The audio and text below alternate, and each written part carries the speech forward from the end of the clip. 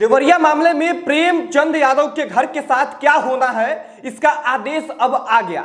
यानी जो बातें चल रही थी कि बुलडोजर चलेगा, घर को जो है नेस्तनाबूद कर दिया जाएगा, मिट्टी में मिला दिया जाएगा, इसको लेके अब एक बड़ा अपडेट आया है।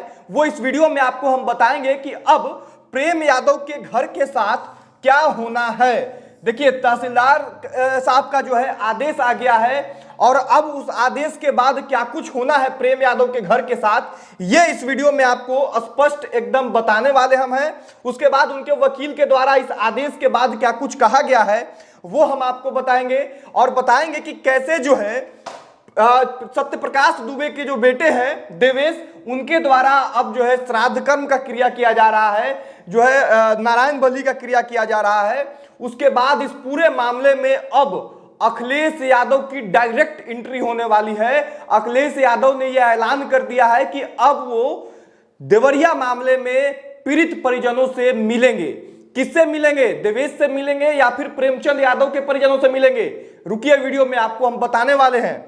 साथ में जो है इस मकान के साथ अब फाइनली क्या होना है, इसका रिपोर्ट आ गया है। नापी हुई थी, उसके बाद जो है कलर कर दिया गया था, रेड कलर से निशान दिया गया था और तब अनुमान लगाया जा रहा था कि अब इस घर पे बुलडोजर चलेगा।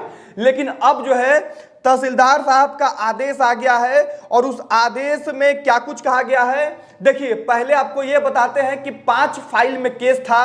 5 फाइल में जो केस किया गया था उसमें जो है फैसला ये आता है, आदेश ये आता है कि 3 फाइल जो था वो राम भवन यादव के नाम पे था, 1 फाइल जो था प्रबंश यादव के नाम पे था और 1 फाइल जो है वो गोरख यादव के नाम से था।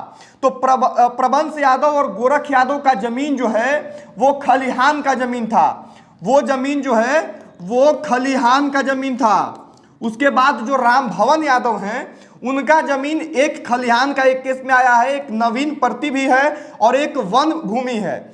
यानी कि जो मकान है उस मकान में 3 तरह का सरकारी भूमि है, एक खलिहान हो गया, एक नवीन प्रति हो गया और एक वन भूमि हो गया। और अब आदेश आ गया है और आदेश आ गया है कि ये जो है पूरा फैसला हो गया है कि सरकारी जमीन में ही ये जो है ये मकान है। ऐसे में जो है अब नियम क्या कहता है, जब आदेश आ गया तहसीलदार साहब का तो क्या होगा?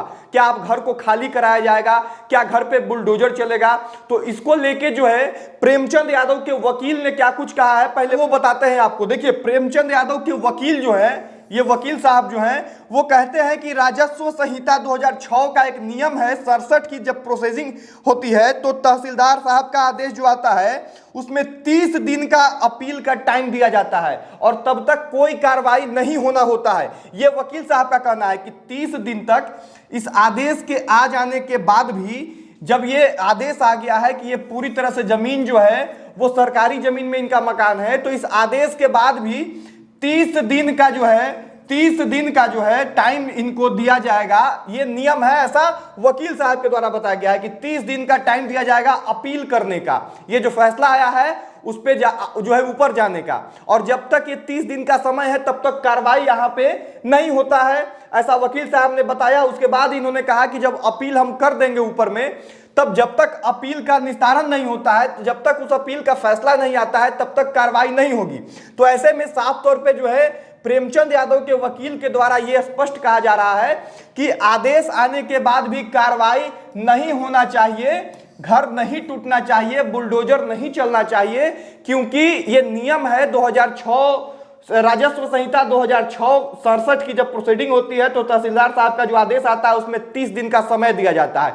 अब देखना यह होगा कि इस आदेश के बाद प्रशासनिक लोगों के द्वारा क्या कुछ किया जाता है, सिस्टम में बैठे लोगों के द्वारा क्या कुछ किया जाता है। लेकिन फिलहाल का अपडेट यह है कि आदेश तहसीलदार साहब का जो है आ गया है और स्पष्ट ये कर दिया गया है कि राम भवन यादव का जो जमीन है वो खलिहान है, नवीन प्रति है और वन भूमि का है। ऐसे में जो है अब घर जो है खाली करने का आदेश है। अब देखना यह होगा कि अपील तक क्या कुछ होता है और अपील करने के बाद क्या कुछ होता है।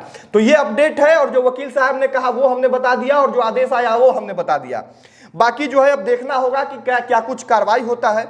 उधर जो है एकात्ता में नारायण बलि का श्राद्ध जो है देवेश अपने घर पे आके अपने पेरेंट्स के लिए कर रहे हैं, अपने परिवार वालों के लिए कर रहे हैं। और ये खबर भी महत्वपूर्ण है इसलिए क्योंकि देवेश जो है वो अपने घर पे नहीं था, तो अब ये अपने घर पे आ गया है, तमाम चीजें मीडिया को बताता है कि किस जमीन के लिए सारा विवाद हुआ है। तो ये एक अपडेट इस देवरिया मामले में है। उसके बाद सबसे बड़ा अपडेट ये है कि 16 तारीख को अगर मैं सही हूं तो अखिलेश यादव खुद जो है देवरिया रुद्रपुर में जाने वाले हैं, पीड़ित परिवार से मिलने वाले हैं। सवाल आपके जहन में चल रहा होगा कि किस पीड़ित परिवार से मिलने वाले हैं? प्रेमचंद यादव से मिलेंगे। ये जो है प्रेमचंद यादव के परिजनों से मिलेंगे या फिर सत्यप्रकाश दुबे के परिवार से मिलेंगे।